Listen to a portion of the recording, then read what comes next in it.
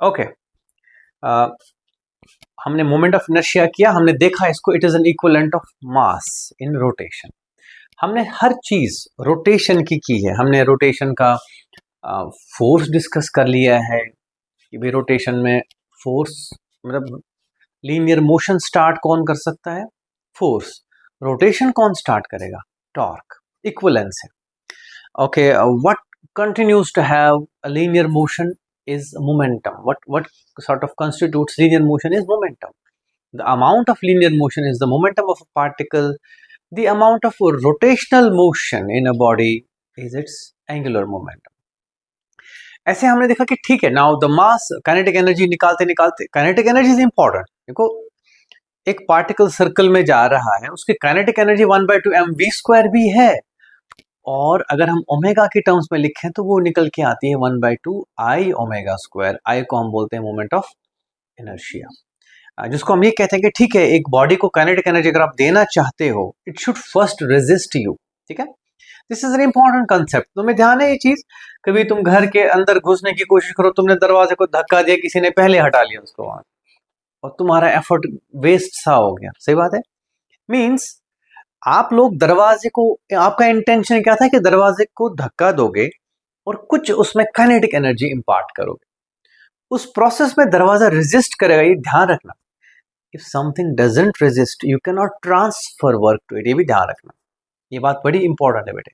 सोचो ना, जिस गाड़ी को तुम धक्का देके उसकी स्पीड बढ़ाना चाह रहे हो, वो ऑलरेडी तुम्हारे हाथ में आ ही नहीं रही है, तो तुम क्या स्पीड बढ़ाओगे उसकी? समझ रहे हो मेरी बात? It has to resist you, then you can transfer that energy into the body. clear? इसी तरह से जो मैं बात कर रहा था कि जो मोमेंट ऑफ इनर्शिया है, it is a sort of inertia to rotation. यानी कि अगर आप घुमाने की कोशिश करो, it will resist that, and because वो रेजिस्ट करेगा तो उस वजह से आप एनर्जी ट्रांसफर कर पाओगे और उसका ओमेगा बढ़ाते रहोगे। ठीक है कि नहीं? और उसका एंगुलर मोमेंटम बढ़ेगा, उसकी काइनेटिक एनर्जी बढ़ेगी। क्या बढ़ेगी? उसकी। That is important for us to understand. लेकिन कुल मिला के यहाँ पे हमने एक इंपॉर्टेंट चीज समझी, वो था inertia, the idea of inertia in rotation. That is not mass, but mass into distribution. That's important. There are two factors to it, one is mass, the other is its distribution. तो मैंने कहा ठीक है, अगर एक particle at a distance r है, about this axis rotate अगर आप करना चाह रहे हो, what is the amount of resistance और inertia you will experience is m/²। Because अगर पार्टिकल दूर होगा तो उसको घुमाना थोड़ा मुश्किल होगा, अगर नजदीक होगा तो उसको घुमाना थोड़ा आसान होगा। जैसे ये है, it's easy to do it. लेकिन अगर मैं इसको एक डिस्क लगा दूं ना, it will be difficult to do it. हाँ, अगर मैंने कर भी दिया तो फिर चलता ही रहेगा। मेरी बात समझ रहे हो कि नहीं? Have you ever done that? अक्सर आता है कि स्केच पेन लिया, मोटा सा स्केच पेन, उसको ये जो डिस्क नहीं आती, हार्ड डिस्क नहीं, जो चमकती डिस्क होती है, क्या बोलते हैं उसको, डिस्क में फंसाते हैं यार, सीडी। यस, मैं डिस्क बोल रहा हूँ ना, सीडी में फंसा के फिर घुमाते हैं। अकेला पेन क्यों नहीं घूम रहा था? सोचने वाली बात है यार। You already know the physics, मैंने कहा नहीं बार बार, यू ऑलरेडी नो, आपने किया होगा, ये पक्का किया होगा। पेन फाइट की है कभी? है ना, की है ना। वो क्या है? Your knowledge of mechanics at work. You know how to hit the pen right at the center of mass so that it can go farthest. अगर आप edge पे मारोगे तो वो घूमता है ऐसे। सही बात है कि नहीं? You know the mechanics, I don't have to tell you that. But अगर एक सिंगल पेन, ऐसे स्केच पेन दे दूं या मार्कर दे दूं आपको, क्या ये घुमा पाओगे आप? घुमा के रखोगे इसको? नहीं। लेकिन इसको क्यों? बिकॉज आपने मास थोड़ा सा ही ऐड किया, लेकिन डिस्ट्रीब्यूशन बढ़ाई है। क्या बढ़ाई? आपने वो एक्सिस से दूर, यानी कि आपने इनर्शिया बढ़ाया है। उसके बाद if you set this in motion, its inertia is low, it doesn't continue to remain in motion. If you set this into rotation, its inertia is high, it continues to retain that rotation. समझ रहे हो मेरी बात की नहीं? तो ये moment of inertia का जो कॉन्सेप्ट है बेटे, ये वेरी वाइटल। तो हमने कुछ शेप्स की बात की थी। मैंने कहा था रॉड की अगर हम बात करें तो it is ml²/12 about this axis, है ना। About this axis it is almost 0, because ये सारा का सारा मास एक्सिस के इतना नजदीक है। ठीक है कि हाँ, unless and until radius defined है तो ध्यान रखना। उसके बाद अगर एक रिंग की बात की हमने, तो ring is all the mass concentrated at a distance R M, तो सबके साथ है लेकिन, ठीक है कि नहीं। इसी तरह से डिस्क की मैंने बात की थी, मैंने कहा था डिस्क रिंग के बराबर फॉर्मूला नहीं पकड़ेगा, क्यों? बिकॉज सारा का सारा मास नहीं है रिंग पे, कुछ नजदीक भी है, तो M R square by 2। Okay, फिर मैंने ये कहा था कि hollow cylinder is as good as this ring, solid cylinder is as good as the disc, of course about this axis, about this, यानी कि अगर आपको ऐसे घुमाना है इसको तो ये मोमेंट ऑफ इनर्शिया होगा, ठीक है कि नहीं। इसीलिए बाइक का, साइकिल का टायर क्या होता है, क्या होता है, रिंग होता है कि डिस्क होता है? Exactly, why? सोचो। Yes, you want it to have large amount of moment of inertia, because cycle जब चलती है ना बेटे, वो आप बीच बीच में एनर्जी ट्रांसफर करते हो उसको। अगर आप कंटिन्यूअसली लगे रहे ना साइकिल पे तो थक जाएगा बंदा। तो साइकिल जब चलाते हैं तो हम अपनी बॉडी की एनर्जी ट्रांसफर करते हैं इनटू द साइकिल व्हील्स, और वो काफी देर तक हमें, है ना, कई देखना बंदे 4-5 पेडल लगाएंगे फिर है ना प्लेन्स में जाना है, इसलिए जैसे श्रीनगर में होता है हमारे यहाँ, यहाँ पे भी अगर आप पंजाब जैसी जगह पे साइकिल देखोगे ना, बंदे कंटिन्यूअसली नहीं पेडल करते हैं, they pedal a few pedals and then they let go for some time, एकदम। क्यों? कौन हेल्प करता है उनको ऐसा करने में? The cycle tyre has a large moment of inertia, it is a ring not a disc. अगर उतने ही मटेरियल का हम डिस्क बनाते बेटे, ठीक है, क्या बनाते, डिस्क, तो आपको बार बार पेडल करना पड़ता, क्या करना पड़ता, बार बार। कितना आसान होगा छोटे रिंग, छोटे व्हील का साइकिल चलाना या बड़े व्हील का साइकिल चलाना, ठीक है, किसकी मोशन दूर तक चलेगी। ये छोटे बच्चे नहीं बेचारे पनिश होते हैं, इनको छोटी साइकिल देते हैं, इनको पेडल लगा के रखना पड़ता है, सही बात है कि नहीं। लेकिन बड़े आदमी का साइकिल क्या होता है, वो कंटिन्यूअसली पेडलिंग की जरूरत नहीं है। डोंट, देखो आप यहाँ की बात नहीं करो, यहाँ पहाड़ी है, ठीक है, हम चढ़ाई पे कहाँ एक पैडल लगा के अगला खत्म हो जाएगा, ठीक है, दैट इज द पॉइंट यार। चलो बहुत डिस्कशन हो गया इसका। तो मोमेंट ऑफ इनर्शिया हमें दिख रहा है, और शेल था 2/3 mr², सॉलिड स्फीयर था 2/5 mr²। सॉलिड का कम होगा, ऑफ कोर्स डिनोमिनेटर बड़ा होगा उसका, तभी तो वैल्यू कम है।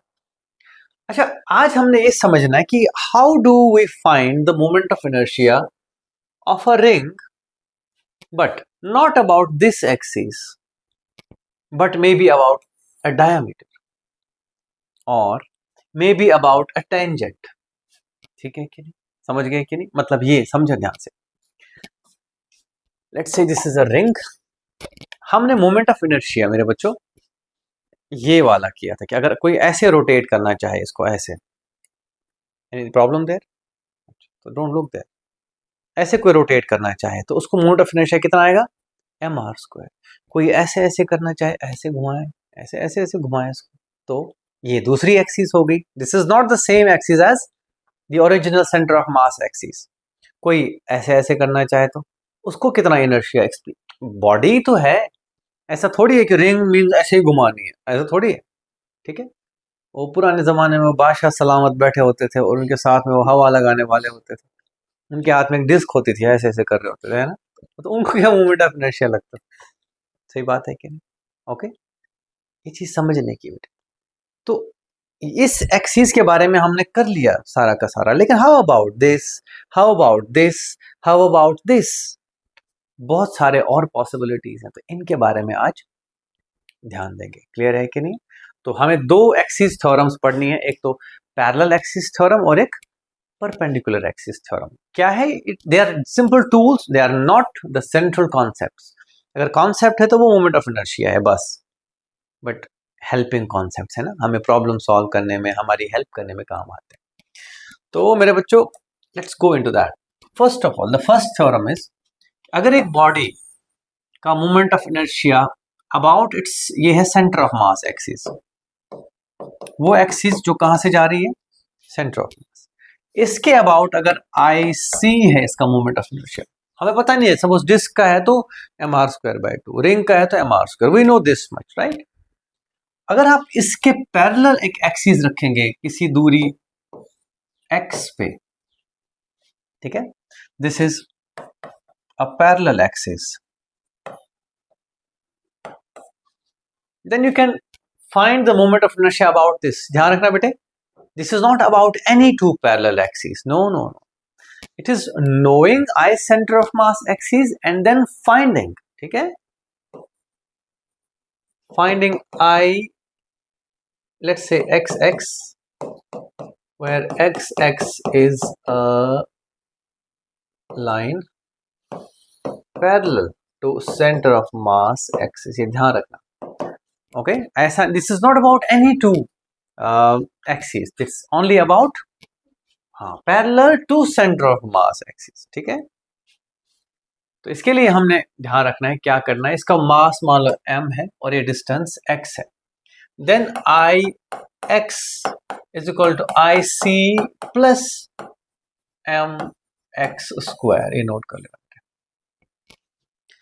मीन्स ध्यान से देखो, about this moment of inertia, एक तो इसका है ही है और साथ साथ एम एक्स स्क्वायर भी, इसको याद रखने का मैं तरीका बता दूंगा, ठीक है। कि moment of inertia about a parallel axis is centre of mass moment of inertia plus some other quantity, थोड़ा सा और,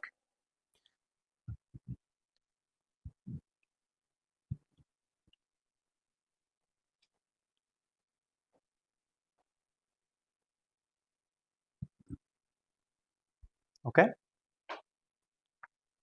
ओके, ये समझ आई बात, कम नहीं होगा, बढ़ेगा ही बढ़ेगा। इससे एक चीज समझ आ गई कि सबसे कम सेंटर ऑफ मास के about he moment of inertia होता है, इट इज द मिनिमम। किसी पर्टिकुलर सेटिंग में अगर हमारे पास बहुत सारी पैरेलल एक्सिस हैं, सबसे कम किसके अबाउट होगा, बिकॉज अब देखो कोई भी एक्सिस हो, एक्स इधर को जाए या इधर को जाए, एक्स एम एक्स स्क्वायर जो पार्ट है वो ऐड होता जाएगा, मिनिमम कौन सा होगा, about centre of mass axis, ये ध्यान रखना, ठीक है। अब इसको याद रखने का तरीका, समझने का तरीका, वो एक, वो नहीं बताते थे, दूर से देखा तो लगा अंडे उबल रहे हैं, पास जाके देखा तो कोई उछल रहे हैं, गंजे उछल रहे हैं, सुना है कभी, है ना। दूर से अगर आप देखो तो अलग अंडे उबल रहे हैं ना, अगर नजदीक जाओगे तो पता चलता है कि भाई है ना, क्लीन हेड शेप, मतलब जैसे कुछ सालों में मैं भी हो सकता हूँ, ठीक है। मान लो अगर मैं उछलूं तब तो समझ लेना अंडे उबल नहीं रहे हैं ना। नेवरदलेस, ये बात क्यों इंपॉर्टेंट है मैं बताता हूँ, बता दूं, यस। ये एक एक्सिस है, let's say it's x axis, whatever it is, x नाम दिया हमने, यहाँ पे एक पॉइंट मास है, मास m है और डिस्टेंस है इसका x, what is the moment of inertia, simple, point mass है एम एक्स स्क्वायर, जो हमने डेफिनेशन बताई थी, सही बात है कि नहीं, आया ना। तो दूर से लगा तो लगा अंडे उबल रहे हैं, ठीक है, कि हमें लगा पॉइंट मास है। जैसे हम नजदीक जाते हैं, ये पॉइंट मास नहीं, ये बड़ा मास है, तो बोलेंगे ये नहीं यार, एम एक्स स्क्वायर के अलावा क्या है, ओके, याद रहेगा यार, ये पॉइंट मास नहीं है यार, इसका तो अपना मोमेंट ऑफ इनर्शिया भी है, अब याद रहेगा, ओके, ठीक है ना।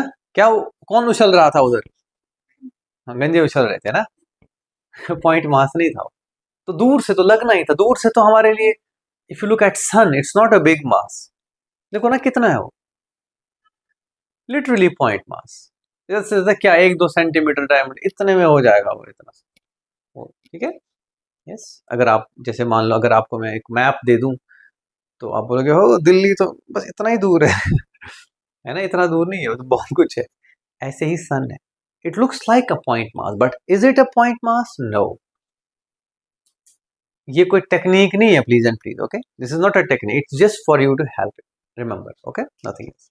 दूर से देखोगे तो लगेगा पॉइंट मास है, तो बना दो मोमेंट ऑफ इनर्शिया, फिर नजदीक जाके देखो पॉइंट मास ही है, नहीं है ना, तो कुछ नहीं, वहां पे जो मिला वो ऐड कर। Moment of inertia is a scalar quantity, इसका यूनिट किलोग्राम मीटर स्क्वायर होता है, बाकी तो चलो कुछ खास बात नहीं है। पैरेलल एक्सिस थ्योरम समझ गए, आया ना, यस और नो, पक्का, गुड। अब एक क्वेश्चन करो पहले, और तो नहीं करना है, हाँ? कर लिया, दूर से देखा तो, हाँ? ऐसे ही लिख लिया, अच्छा, याद रही ना कहानी, दैट विल मेक बेटर, सदर कर लिया बेटे। तो बस हमारे पास एक डिस्क है, डिस्क क्या, पहले रिंग ले लो, ये इसकी मेन एक्सिस है बच्चों, ये इसका रेडियस r है, अगर मैं इसी एक्सिस के पैरेलल एक और एक्सिस लगा दूं, मतलब ये ओके, समझ गए कि नहीं? इस क्लियर? इस एक्सिस के अबाउट मोमेंट ऑफ इनर्शिया का मतलब कि अगर कोई इस रिंग को यहां से कील लगा के फिर घुमाए ऐसे, दैट्स व्हाट इट मीन्स। ठीक है, किसी ने इसको यहां फंसाया और फिर घुमा रहा है ऐसे, ऐसा होता है तुम्हारे साथ कई बार। तुम्हें अगर मान लो एक रिंग जैसा कुछ ले आओगे कहीं से, फिर आप उंगलियां फंसा के ऐसे से, है ना? या कई वो करतबधारी बंदे होते हैं, वो बड़ा सा रिंग लेके ऐसी अपनी वेस्ट पे लगा के फिर ऐसे से घुमाते हैं, है ना? वो क्या है? हाँ, हुला हुप। हाँ, ठीक है कि नहीं?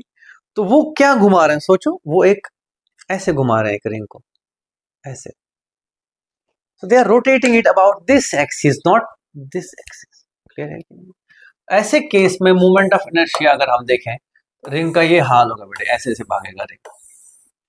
ठीक है, ऐसे घुमा टंग टंग टंग, तो कुछ भी नहीं है। एक तो I centre of mass is M R square, तो I X is equal to M R square plus M. अब देखो इस रिंग का सेंटर ऑफ मास ये है, तो इन दोनों के बीच का डिस्टेंस भी कितना है? तो x के बदले are square, 2m r square. बढ़ गया घट गया? आवाज खत्म बात, ये तो मैं कह रहा था। सही बात है कि नहीं? आया ना? समझ गए? पक्का कि नहीं? ठीक है। ओए, तो मैग्नेटिक है। अच्छा, ये मैग्नेटिक है। नेवरदलेस ये तो सही था। हो गया एक्सीडेंट, चलो कुछ नहीं, आगे बढ़े। यस और नो?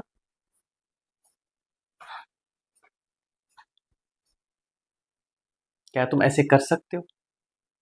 आप इस तरह से निकाल सकते हो चीजों के मोमेंट ऑफ इनर्शिया, है ना? देखो,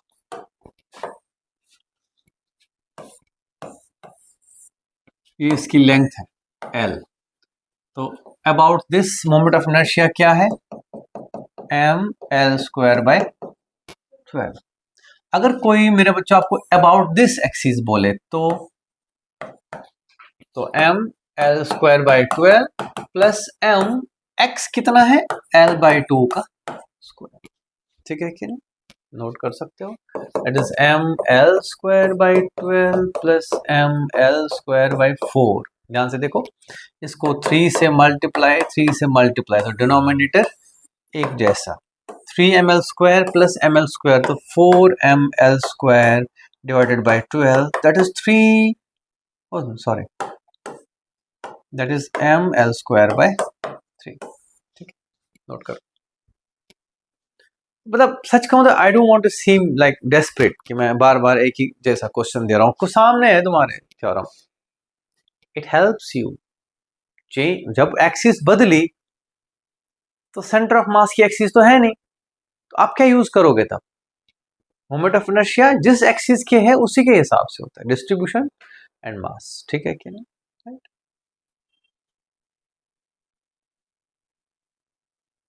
ओके,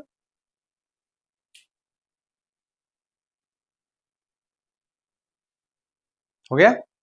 ठीक है, there is one more theorem that helps us in more ways. समझ गए कि नहीं? हो गया?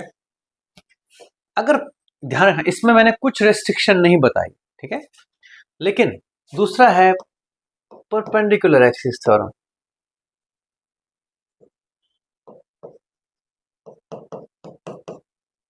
ये भी एक थ्योरम है, इसमें गड़बड़ ये है, it is valid for laminar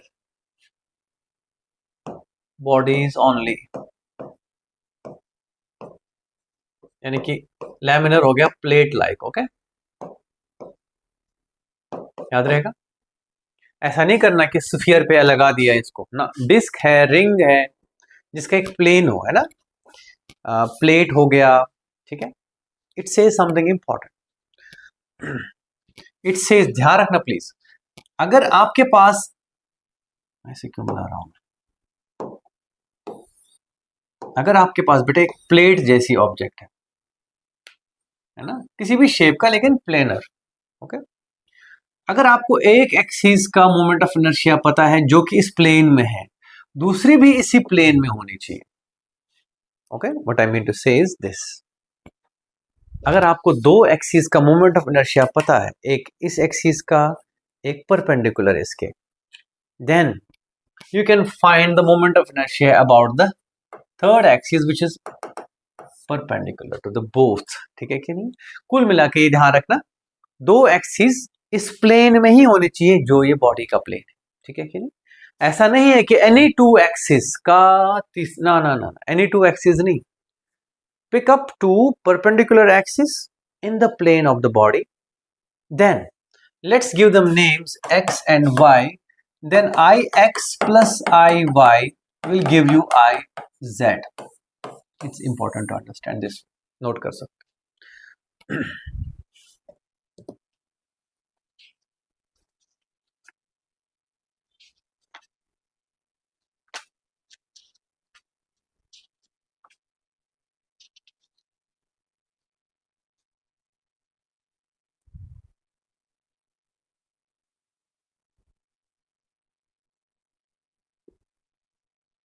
ठीक है, और तो और ये जो दो एक्सिस होनी चाहिए, they should be through centre of मास, ये मत भूलना।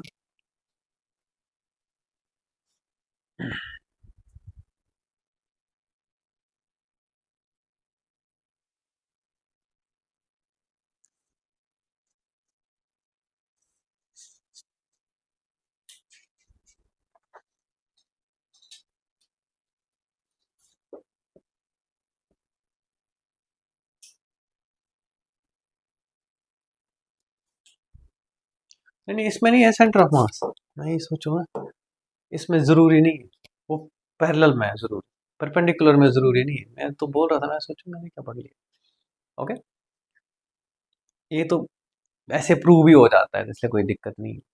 ओके, इसका प्रूफ भी बता देता हूँ मैं, छोटा सा एक प्रूफ है, बड़ा मजेदार प्रूफ है। कुल मिला के क्या बोला हमने बच्चों, moment of inertia of any two of an axis perpendicular to the plane of a body can be found out by adding two parallel perpendicular axis moment of inertias within the plane. Okay, यानी कि कुल मिलाकर physics में खास बात यही है कि मैथमेटिकली आप बता सकते हो, if this is x axis if this is x axis, this is y axis, both lie in the plane of the body, ध्यान रखना, then I z is equal to x। अब एक चीज याद रखो,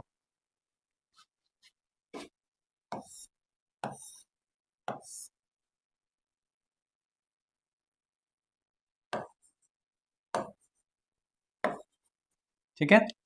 हाँ, ये x एक्सिस ऐसे है तुम्हारी तरफ, यहाँ पे एक प्लेट है ऐसे रखा हुआ, राइट? तो कौन सा ट्रू लग रहा है आपको? I Z is equal to I X plus I Y, I Y is equal to I X plus I Z, I X is equal to I Y plus I Z. Which among the following is true? Third one. Okay, क्यों? Because इसके plane में कौन कौन सी है? z और y, this plus this will be equal to the, ठीक है क्या नहीं? यहां तक समझ गए अच्छे से? गुड। थोड़ा प्रूफ नोट कर लो, मुझे लगता है याद रहेगा, कल को पता चला गड़बड़ कर दी कुछ। नोट कर लो मेरे बच्चे के बस।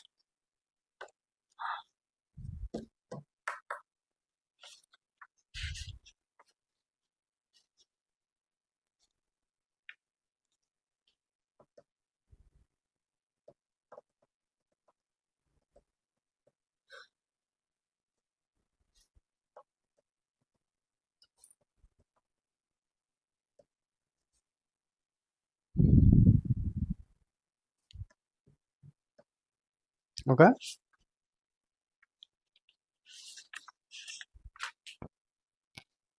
कोई प्रॉब्लम बेटा?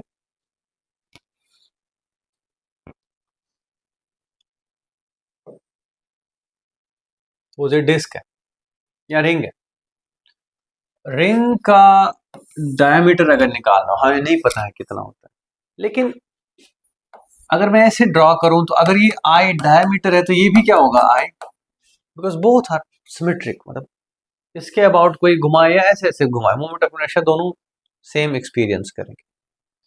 और I D plus I D should be equal to I, centre of mass याद आया कि नहीं है? मैं कहूँगा I C which is this, इस एक्सिस के अबाउट इसका moment of inertia should be equal to I D plus I D, yes और नो? देखो हालांकि हमको आई सी पता है लेकिन इक्वेशन तो स्टैंड करेगी ना। मेरी बात समझ रहे हो कि नहीं हर्षित? ये वो कंफ्यूजन है, नहीं आया समझ? पक्का सदर? ठीक है, मैं ये कह रहा हूं इस रिंग का अगर आईडी होता है ऐसे और एक और आईडी होता then ID plus ID should have been I, but we already know the I जो कि कितना होता है एम आर स्क्वायर। तो इस तरह से हमने आईडी निकाला M R square by 2 using which theorem? Perpendicular axis theorem. मैंने कहा लैमिना प्लेट में ही देखो ना, ring is a planar object, हाँ जो एक प्लेन में रेस्ट्रिक्ट हो सके। डिस्क अगर होता नहीं तो फॉर्मूला बराबर आ गया, तो मतलब डिस्क बोल दो, मतलब रिंग के अपने एक्सिस हैं, डिस्क के अपने, डिस्क के बराबर है, that's just a coincidence, I wouldn't qualify it as anything else. आ गया गलती से आ गया, माफ कर दे, एम आर स्क्वायर बाई 2 आ गया, अब क्या कॉलर पकड़ेगा इनका, है ना? तो ऐसे ध्यान रखो बच्चे। हर्षित को हर चीज में इसमें कुछ पैटर्न तो नहीं है ना? There is no pattern. कोई डाउट है बेटे? टफ तो नहीं लग रहा है? देखो if you go back I will ask you to remember the story. We are going to study about translation of rigid bodies, rotation of rigid bodies and their combined motion. That is the target of this.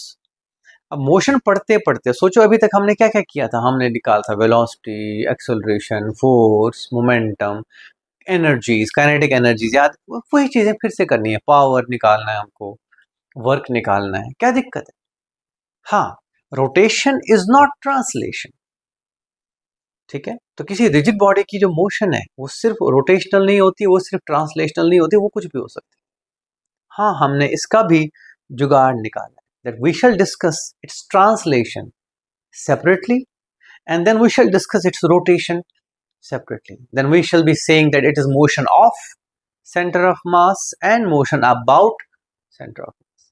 Motion of center of mass का हमने पहले ही 2-3 दिन की classes में निपटारा कर दिया था, है ना? हमने बोल दिया था कि जी अगर आपको मोमेंटम लिखना है ट्रांसलेशनल तो m इंटू वी सी है भाई, इतना ही मोमेंटम, सही बात है कि नहीं? और अगर आपने इक्वेशंस लिखनी F is equal to M A, लेकिन यहाँ पे a centre of mass, V centre of mass, सब कुछ चला था। अब हम रोटेशन पे आ गए, रोटेशन करते करते हम बीच में सीखे, हमने ओमेगा देखा, अल्फा देखा, और हमने टॉर्क देखा, हमने एंगुलर मोमेंटम देखा, सही बात है कि नहीं? Reasons for rotation and finally rotation inertia. यहाँ पे मैंने बार बार कहूँगा बेटे, this is a secondary detour बोलूंगा इसको, आप थोड़ा घूम फिर के आए, कहानी उतनी ही है, understanding rotational parameters of motion, ठीक है कि नहीं? जो कि अभी भी हम इनर्शिया ही समझ रहे हैं, बट ये सेकेंडरी वर्क है, ये आपको आना चाहिए, काम आता है प्रॉब्लम सॉल्विंग में। कॉन्सेप्चुअली ये इंपॉर्टेंट नहीं है, प्रॉब्लम सॉल्विंग में ये इंपॉर्टेंट है, ठीक है? It's understand it's implications, right? Okay, अब सपोज मैंने आपको बोला मेरे बच्चों, अगर आपको मैंने बोला था इसके अबाउट निकालना, वो तो हम निकाल लिए थे, M R square by M R square, मान लो ये रिंग है सपोज, है ना? M R square plus M R square अभी निकाला था थोड़ी देर पहले, पहला ही क्वेश्चन किया था। अब अगर मैं इसके अबाउट बोलूं तो अब ये एम आर स्क्वायर बाई 2 निकला भी है, disc M R square by 2 plus, ठीक है, एक रिंग है, इसके अबाउट अभी निकाला हमने मोमेंट ऑफ, मैं जानबूझ के एरो दिखा रहा हूं, आई डोंट मीन कि it is some sort of rotation, no no, I am saying कि मान लो इसके अबाउट पे रोटेट करे तो याद रहेगा, it is M R square by 2, it is a ring, है ना? अबाउट दिस तो ठीक है, एम आर स्क्वायर होता है, वो छोड़ो। इसकी वजह से अगर कोई इस टेंजेंट पे पूछे तो आप कहोगे M R square by 2 plus M X, कितना है बेटे? दिस इज आई टेंजेंट, ठीक है कि नहीं? ये पहले हमने परपेंडिकुलर एक्सिस थ्योरम से ये निकाल लिया था, अब हमने पैरेलल एक्सिस थ्योरम से, ठीक है कि नहीं?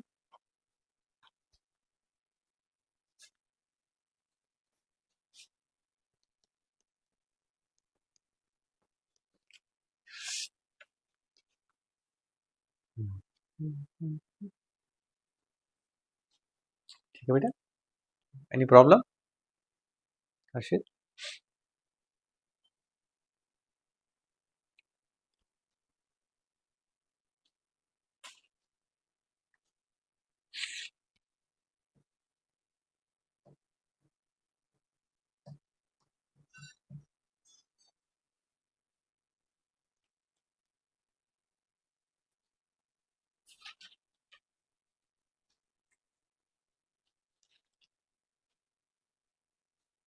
बस 2-3 दिन में खत्म हो जाएगा चैप्टर ये ना, थ्योरी इसकी सारी।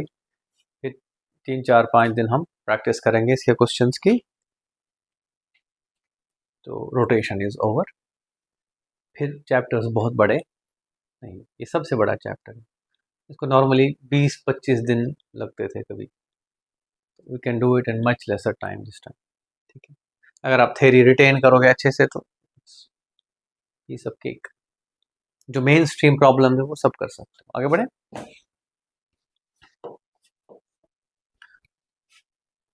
एक स्फीयर है, क्या है ये? हॉलो शेल ले लो, चलो चलेगा। इसका moment of inertia about this होता है 2/3 mr²। अगर मैं ये एक और एक्सिस बनाऊं तो इसके अबाउट भी कितना होगा? 2/3 mr²। अगर एक और एक्सिस बाहर आ रही है उसके अबाउट कितना होगा?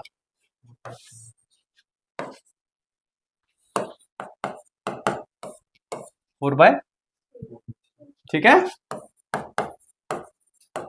पता क्या करेंगे यूट्यूब से बंदे मुझे बदनाम करने के लिए? ये क्लिप लेंगे, देखो सर को नहीं आ रहा है मोमेंट ऑफ इनर्शिया, क्या बोलेंगे? अब मुझे ये बताइए कौन सा ऑब्जेक्ट है, 3D है कि प्लेनर है? प्लेनर है। शेल स्फीयर प्लेन होता है कि 3D है? तो वाह, हाउ कैन यू से कि आपने इस पे परपेंडिकुलर एक्सिस थ्योरम लगा के गलत किया? आप खुद में मेरी बात खुद सोचो, लीव, छोड़ो सब कुछ, छोड़ो मैथमेटिक्स, छोड़ो फिजिक्स, खुद बताओ। अगर ये एक एक्सिस है, अगर ये वही एक्सिस है तो इसका क्या कसूर है? कौन सी डिफरेंट है? जस्ट स्फीयर का देखो ना, कौन सी एक्सिस डिफरेंट लग रही है तुमको, बताना जरा, सोचने वाली बात, ठीक है? गलत लिख के सही करना है इसको, डोंट इसको ना वो पोतना नहीं इसमें, ऐसे मन करना बहुत सारी नीला कर दिया पेज, है ना? समझना हमने क्या गलती, किस ट्रैप में हमने पाँव फेंक दिया था अपने, ठीक है कि नहीं? समझ आया कि नहीं आया? Yes, it's important. हाँ, हम डिस्क का निकाल सकते हैं, सही बात है, लेकिन हम सिलेंडर का नहीं निकाल सकते। मैंने आजकल नेताओं की तरह बोलता हूँ, है ना? हमारी पार्टी ने इनको ऐसा करने का काम किया है ठीक है, समझ गए कि नहीं? तो सिलेंडर पे नहीं, देखो एक जैसे हैं, याद है तुमको डिस्क और cylinder, hollow ring and hollow cylinder, याद है? लेकिन सिलेंडर पे parallel axis, perpendicular axis theorem नहीं, पैरेलल चलेगी। ध्यान से बच्चों, parallel continues to work for any type of this, not perpendicular, है ना? परपेंडिकुलर किसके लिए चलेगी? सिर्फ और सिर्फ प्लेन बॉडीज के लिए, ठीक है कि नहीं? हर्षित, हाँ भाई, 4/3, एटलीस्ट मैथ तो सही होगी, चलो 2+2 4 कर दिया, दैट्स अ गुड न्यूज, है ना? और तो नहीं बचा कुछ, ठीक है? तो मैं यहाँ क्लोज करके I will take you back on to the chapter, ठीक है कि नहीं? सो दैट हम फर्दर क्या करने वाले हैं मैं बता दूं उसके बारे में। मोमेंट ऑफ इनर्शिया की अब कुछ एक्सरसाइजेस कर लेना, मतलब इसमें ज्यादा मुझे इंटरेस्ट नहीं है जब तक आप प्रॉब्लम्स में ना घुसो। मैंने बोला नहीं, it's vital for problem solving. हमने ऐसे देखा, अगर आपको याद हो, पहले तो पार्टिकल की ट्रांसलेशन हमने पढ़ चुके हैं सारे की सारी, up to work energy power chapter, ठीक है? पावर पढ़ा हमने, एनर्जी पढ़ी, काइनेटिक एनर्जी, हमने पोटेंशियल एनर्जी भी पढ़ी, याद है? Point mass at a height h, ठीक? अब अगर कोई एक रॉड रख दे हाइट h की, तो पोटेंशियल एनर्जी कितनी होगी? ध्यान से, शाबाश शाबाश शाबाश। इसका मास m है इस रॉड का, एक ऐसे रखी है मैंने फ्लोर पे, ऐसे खड़ी रखी है, इसकी पोटेंशियल एनर्जी कितनी होगी? क्यों नहीं होगी बेटा? तो that is the point, where does the mass concentrate? ऐसा हो तो बस ऐसा समझ लो mgh/2, अगर आप मैथमेटिक्स यूज करोगे तो निकल आएगा, नहीं आ जाएगा। ठीक है, कहली समझ लो मेरी बात क्या है। मैं ये कॉन्सेप्ट नहीं समझा रहा हूं, I am just trying to tell you कि सेंटर ऑफ मास कितना वाइटल कॉन्सेप्ट है। इसमें काफी सारा छोटा सा मास यहाँ है, इसकी पोटेंशियल एनर्जी mgh होगी सीधे सीधे, लेकिन ये dm होगा। लेकिन इससे जो नीचे वाला पीस होगा उसका h नहीं है, हाइट h से कम है, तो पोटेंशियल एनर्जी होगी dm g h minus dh। ऐसे करते करते नीचे आते जाएंगे, एक टाइम आएगा इसकी तो जीरो ही होगी। ऐसे सबको ऐड करने का तरीका क्या होता है? कौन? इंटीग्रेशन। हाँ, इंटरोगेशन जब हम करेंगे इसकी mgh/2 आता है, वही चीज आप सेंटर ऑफ मास से बता पा रहे हो, क्या दिक्कत? That's the beauty of this concept. Anyway, ये मेरा टॉपिक नहीं था बताने का तुमको, ऐसे ध्यान में आया मुझे। तो जो सबसे पहले हमने देखा कि ठीक है, पार्टिकल्स की सारी चीजें हमने कर ली हैं, लेकिन अब रिजिड बॉडीज की बात आ रही है। Rigid bodies are systems of particles. So what we are going to do is, whatever we did with particles, we are going to add that up in some way. If it is a vector thing तो vectorially add करेंगे, if it is a scalar तो scalar addition का जो भी करेंगे। तो हम from part to the whole चलेंगे, तो हम particles का जो भी है ऐड करके किसकी बात करेंगे? Rigid body. Okay, rigid body की जब हमने बात कही तो उसमें ट्रांसलेशन होती है, उसमें रोटेशन होती है, उसमें कंबाइंड मोशन होती है। हमने कुछ एग्जांपल्स कहे थे, जैसे फैन क्या कर रहा है, या वो घूमता हुआ फैन क्या कर रहा है, या अगर हमने स्फीयर छोड़ दिया तो वो रोटेट भी कर रहा है और भाग भी रहा है। ठीक है कि नहीं? तो ट्रांसलेशन को हमने किससे कनेक्ट किया? मोशन ऑफ सेंटर ऑफ मास। उसके लिए सेंटर ऑफ मास डिफाइन किया। हमने देखा कि अच्छा, एक बॉडी का मोमेंटम तो सेंटर ऑफ मास का ही मोमेंटम है, एक बॉडी पे फोर्स तो सेंटर ऑफ मास पे ही फोर्स है। ठीक है, तो हमने सिस्टम ऑफ पार्टिकल्स की बात ये तब की थी। तो हमने कहा था ठीक है, F is equal to M A centre of mass, P is equal to M V centre of mass. याद है कि नहीं? Yes or no? This was for system of particles as long as linear, as long as the linear motion is concerned, translation is concerned. Okay? मैंने एक चीज और बोली थी, सेंटर ऑफ मास की वेलोसिटी ऐसी फील होती है जैसे सबके पास ये वेलोसिटी है ही है, कुछ कुल मिला के। ठीक है कि नहीं? नेक्स्ट हमने फिर कहा था कि ठीक है, ये तो हो गया ट्रांसलेशन। इसमें हमने काफी चीजें कनेक्ट की थी, जैसे dl/dt, dp/dt is equal to f वगैरह वगैरह। एंड अगर एक्सटर्नल फोर्स जीरो है तो then delta P is equal to zero, यानी कि सिस्टम का जो टोटल मोमेंटम है वो कांस्टेंट होगा। अगर कोई पार्टिकल वहां भाग रहा है तो दूसरा यहाँ भाग रहा होगा, बैलेंस कर रहा होगा मोमेंटम को। ठीक है, ये ट्रांसलेशन की बात थी। फिर रोटेशन की बात हमने की। रोटेशन में हमने एक पार्टिकल की ही बात की सबसे पहले। एक पार्टिकल, इसमें भी रिजिड बॉडी की ही बात है, मतलब ट्रांस system of particles is rigid body. बस ये है कि इंटरनल मोशन नहीं होती है रिजिड बॉडी में, जबकि other than that there is a possibility of interparticle distance being changed. And फिर हमने रोटेशन की बात, उसमें हमने सर्कुलर मोशन समझी पार्टिकल की। उसके लिए हमने सर्कुलर पैरामीटर्स देखे, उसका हमने ओमेगा डिस्कस किया। Omega cross R is equal to tangential velocity. हमने रिलेशन नॉर्मल लीनियर मोशन का सर्कुलर मोशन से निकाला। ठीक है कि नहीं? हमने अल्फा और ए टेंजेंशियल, और हमने total acceleration. I want you to go through this, मैं एकदम डिटेल नहीं बताऊंगा अभी। हमने ये समझा, ठीक है कि नहीं? फिर उसके बाद हमने इस पॉइंट मास को कहा कि ये अगर रिजिड बॉडी बनाता है ऐसे बहुत सारे पॉइंट मास, तो सबका ओमेगा सेम होगा। सही बात है कि नहीं? और अगर इसका अल्फा है तो सबका अल्फा, बॉडी का भी अल्फा सेम होगा। Rotation of a rigid body about fixed axis पढ़ा था। फिर हमने बात की कि ठीक है, ये पार्टिकल रोटेट होना ही क्यों स्टार्ट हुआ? Because torque acted upon it, जिसमें हमने काफी डिटेल में ये चीजें कोशिश की समझने की कि जिस तरह से लीनियर मोशन में force behaves as an agency to change the state of motion, translation in that case, in rotational motion torque behaves as an agency to change the rotational motion. Clear है कि नहीं? Rotational amount of motion किससे हम discuss कर पाए? Angular momentum से। Angular momentum R cross P होता है या आर क्रॉस एम वी होता है, और अगर हम सिंपल तरीके से कहें एक particle going in a circle mv into R, perpendicular distance, खत्म।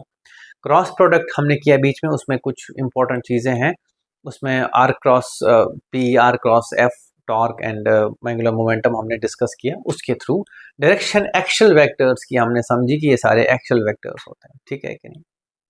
फिर बात आई कि एंगुलर मोमेंटम वगैरह हो गया। हाँ, फिर बात आती है what about that kinetic energy. तो एक सिंगल पार्टिकल पे गए, हम उसको घुमाया। देखो हम बार बार क्या कर रहे हैं, जो भी सवाल सामने आ रहा है हम फटाक से सिंगल पार्टिकल उठाते हैं और उसको फिर रिजिड बॉडी के लिए बताते हैं, ठीक है। अब बारी आई है कि हमने टॉर्क की बात की थी, याद है, on a single particle. Multiple particles का भी हमने ऐड कर लिया था, अब उसी को किस पे ले चलेंगे, rigid body. Logical next extension is discussing torque, angular momentum and kinetic energy and power associated with a rigid body, ठीक है कि नहीं। ये सारी चीजें हम करेंगे अगली क्लास में, ठीक है। तो that is the basic story about understanding mechanics of rotation, system of particles, rigid bodies in specific, and at last we shall learn about rolling. That's all. ठीक है कि नहीं? What is pure rolling? Rolling without slipping. Okay. Rolling with different conditions. ठीक है कि नहीं? This is all basic theory, basic understanding of the subject. फिर understanding deepen करने के लिए problem solve करेंगे. That's all. Thank you. Bye bye.